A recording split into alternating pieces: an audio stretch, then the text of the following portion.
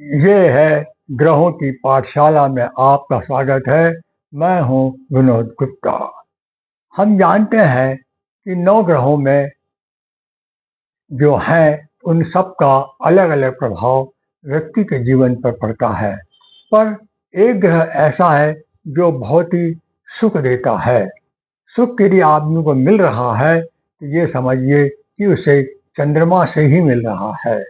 इस संसार में ज्योतिष शास्त्र में बहुत ही ज़्यादा ज्ञान देने वाला या अलौकिक ज्ञान देने वाला जो ग्रह है वो है चंद्रमा।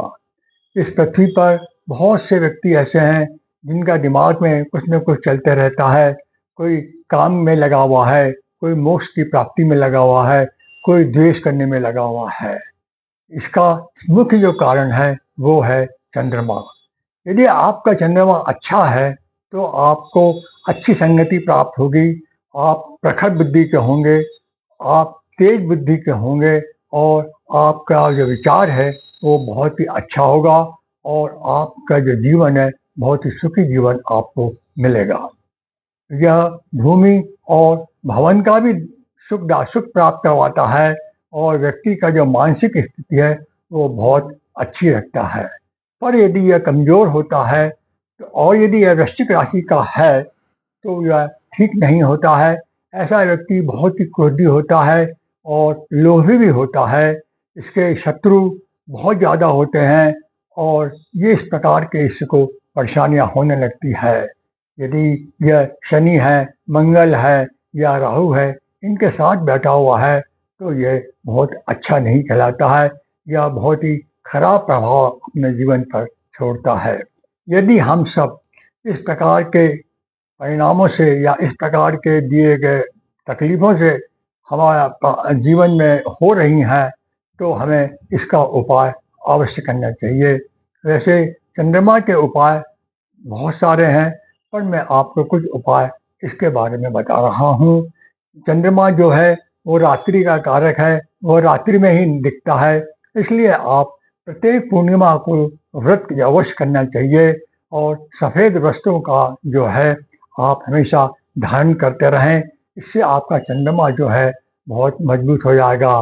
आप शुक्ल पक्ष और कृष्ण पक्ष इन दोनों में से जो शुक्ल पक्ष का चंद्रमा है उस दिन आप चांदनी रात में बैठें।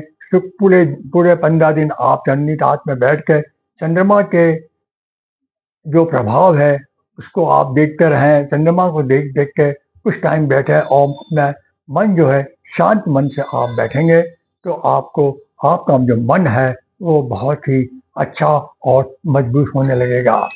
आप किसी नदी के किनारे भी बैठ सकते हैं और किसी तालाब के किनारे भी बैठकर यह ध्यान जैसा योग कर सकते हैं।